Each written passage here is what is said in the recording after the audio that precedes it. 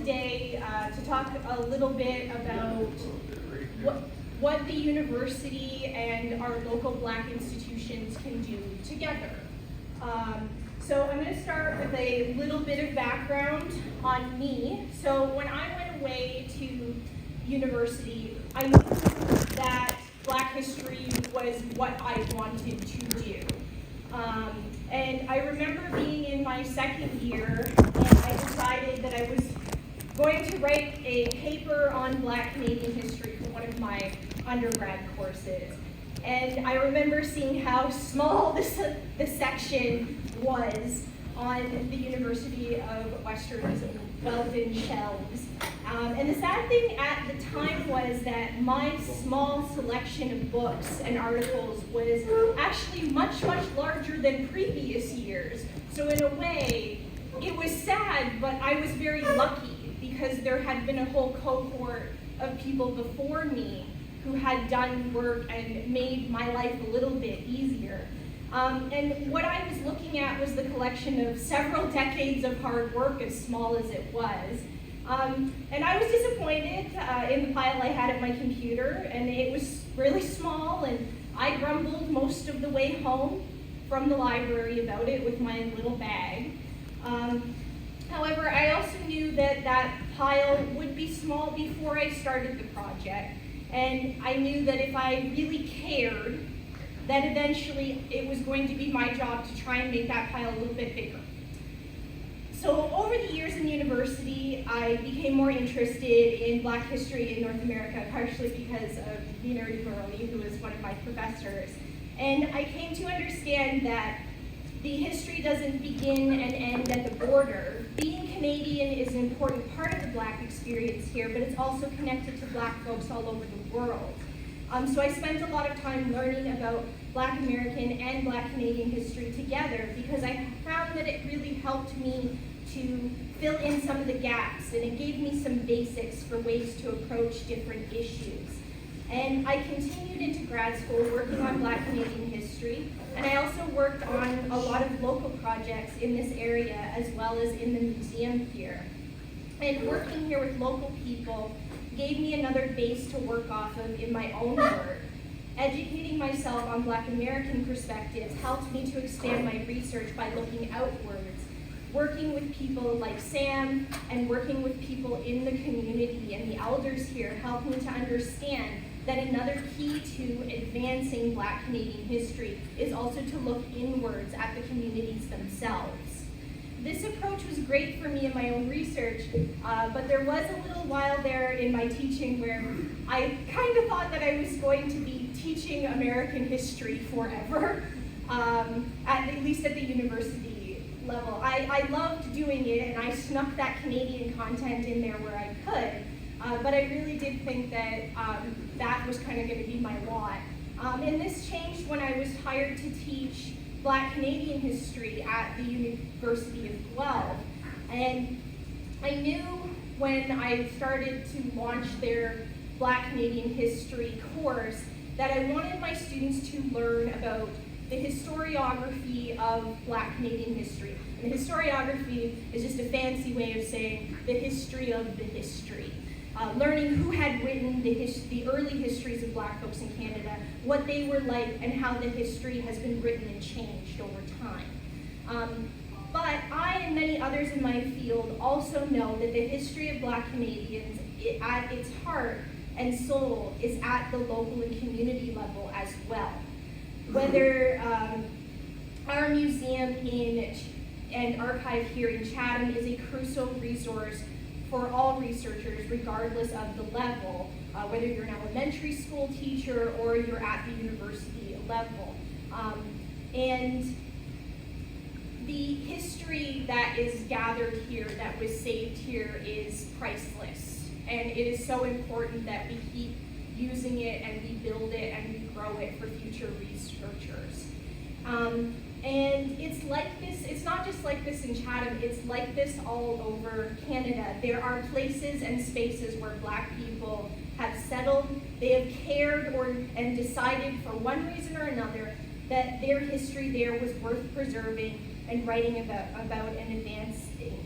And frankly, without them, I don't know what I would do, and I don't know what other academic historians who have written those books that I saw on those university shelves would do. Without places like this, we can't do anything. Because it is local people who thought enough to save the information here that helps researchers like me put those things back out. So I knew that when I was teaching that foundation of a lot of good academic research comes from local places, and I wanted to try and stress that to students. So I came up with the idea for an assignment that Sam wanted me to talk to you about today. I knew the students would learn about academics who had written about Black Canadian history, Rodney Wayne, Sir Jim Walker, Barrington Walker, and I knew that they would learn about those things because I was going to assign those things to them. But what I really wanted them to learn was the experience of being a researcher interested in Black Canadian history and all that that entailed in every frustrating little detail. And moreover, when I thought back to when I was around those students' age and I had tried to write a standard university paper on Black Canadian history with my small back stack of books that I grumbled about, in the many years following, I have complained and listened to hundreds of other people complain about the lack of material and resources for teachers and people in general who want to learn the history of Black people in Canada. And because of this, I knew from experience before my students sat in class on the first day that by the time we got to our first discussion session, many of them would complain to me that they had never been taught the things that I was teaching them now. Why did no one tell me this? Why isn't this information available? So I worked with the university library. We came up with an idea. What if we just allowed the students to be researchers? Often in university, at least in the humanities, you end up doing a lot of critical writing and researching, but at the end of it, only one person really gets to read it, me, the person who's marking it. And the University of Guelph Library has access to a program called Pressbooks, and it allows people to make digital books that are accessible to people. So we thought, let's make a book about Black Canadian history that other people can read. The students would work as teams of researchers, because that's what we do, and they would complete chapters of a book, our class working together to put this together. Using this model for future classes, we could then add on to the book and make it into a learning resource. Because this is my first time ever doing this kind of thing, I decided on a topic that was a little bit narrower. So I figured since it was recently recognized nationally, perhaps students could work on a book about Emancipation Day, which celebrates the abolition of British slavery effective August 1st, 1834. And it's a holiday that is a uniquely Black Canadian holiday. And I've always found it special because it's not the Black version of Christmas, it's not the Black version of Easter. For many folks in Canada, it is our Independence Day. And it's been celebrated, especially in Ontario, since the 1830s. So I thought, it's an Ontario University, this is a good thing for them to work on. It was something that the students could have some variety with, and it was a topic that could celebrate Black culture and activism at the same time. Some of my inspiration from this book came from working and volunteering here at the Wish Center in the museum. Working with the resources in Chatham and my background as an academic, there's one thing I know, and that is if you really care about something, complaining is important for awareness, but you also have to harness that frustration towards something tangible. As I said, the records, the displays, the history that is housed in this building is priceless because it was gathered and curated by people in the community who cared enough to put it there. And I knew some of my students would be very frustrated going through the course because they should be. And I wanted them to be frustrated, but I also wanted to say, all right, you're mad, and you're mad about not knowing this information. what are you going to do about it? The book was meant as an outlet for that frustration. They would do the research, write down what they thought people should know. The other component to this was a short presentation where groups would share their research with the class and also explain the research process, how they found things, what was easy, what was hard. My students set out and we had a wide variety of topics, some of which changed over time, which is what happens when you research. We had groups that worked on the abolition of slavery, which changed into a really interesting look at the history of systematic racism in Canada with a focus on Nova Scotia. We had Black social clubs, celebrities. Sawyer wrote a beautiful chapter on education and the importance of education, and I'm sorry if I'm embarrassing you back there, but it was very well done. And I also had a group who had worked on music, and another that looked on regional differences, profiling one specific Emancipation Day. And this is where the importance of local history comes into play and why Samantha wanted me to talk to you about this.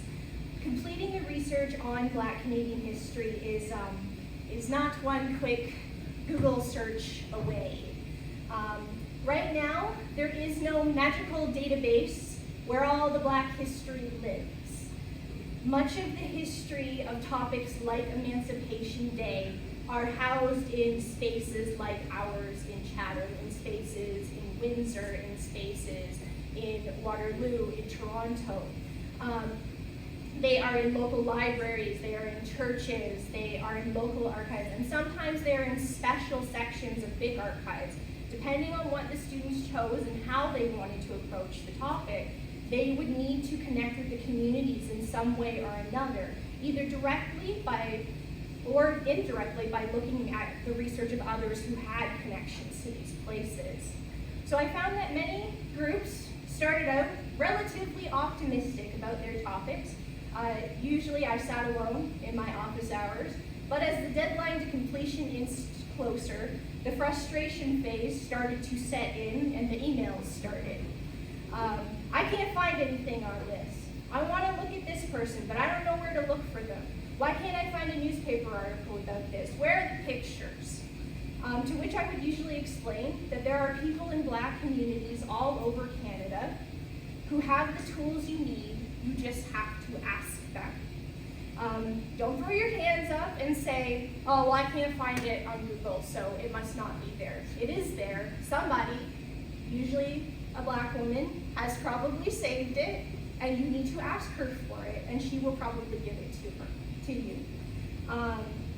And so many of them did take initiative, and they talked to local museums and archives just to see what they had. The folks in Windsor, Amherstburg, and Chatham were very, very generous with their time and resources for the students that contacted them. And out of those resources, many groups were able to develop research skills and truly think about how to use the resources that they had available to them. Students are still working on editing right now because I wasn't going to make them publish this book around exam time, so they're still working. So I don't have a book to show you yet because that would be cruel to do to them. And I refuse to force them to finish editing something it's going to have their names published on it. But I wanted to highlight one chapter, not because it was my favorite, I actually really enjoyed all of them, but I wanted to highlight it because Samantha asked me to speak here today, and it was Chatham that actually helped a lot with the chapter. So I also got permission from the students to talk about this particular chapter. So one of the groups was interested in regional differences with Emancipation Day. And the Chatham-Kent Black Historical Society was key to helping their research. The group was interested more in the 20th century rather than the 19th. So when they were having trouble with their first idea, I suggested, obviously, it's the 20th century. You gotta look at Windsor. And since from the 1930s till the 60s, that was the place to be. And Samantha was gracious enough to look into the archives that they had here at the museum, and she pulled two programs for the students, one from the 1970s and one from 1951. This is the 51 program here.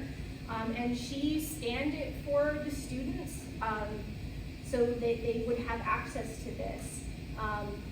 And they had access to this because people from Chatham who went to Windsor for that celebration all those years ago, somebody cared enough to save that program, and now my students were able to use it to write a chapter, to educate people about Black people in Windsor and Black people in Chatham and what they were doing. And the programs for these particular celebrations are a treasure trove of information. Technically it's a program, but it's really also a magazine because there's just so much information in these old programs. There's profiles of people, there's articles, there's advertisements, there's everything a student could ever need for writing an undergraduate paper. And the students decided to choose the program from 1951, which is the one I have up there. Then they did it because when they started doing the research, they found that, oh, that's a really important year, because 1951 was the year that the Fair Employment Practices Act was passed in Ontario that banned discrimination in employment. And from there, they kept going. They used that program that the Chatham-Kent Black Historical Society had given our class. They contacted the Windsor Public Library, who gave them access to newspapers from 1951 that they did not have through the University of Guelph. So if you talk to local people, you can get things. And they were able to put together a really interesting chapter. And many of the other chapters were also able to be written because they looked at local history and combined it with other research that they had found. And the point of the press book is to have students help make Black history accessible to everyone. And to frankly, again, let them channel their frustrations into something positive. In order for the field of Black Canadian history as a whole to grow, we can't just stay cloistered in the university. We have to work with people and combine our efforts together. We have to make these resources available for people. And doing that involves working with local institutions and universities together. And when the students were going through their research, I often heard this remark, which I knew that I would hear when I started this project. It would be so much easier if we were doing Black American history, because there is so much more available.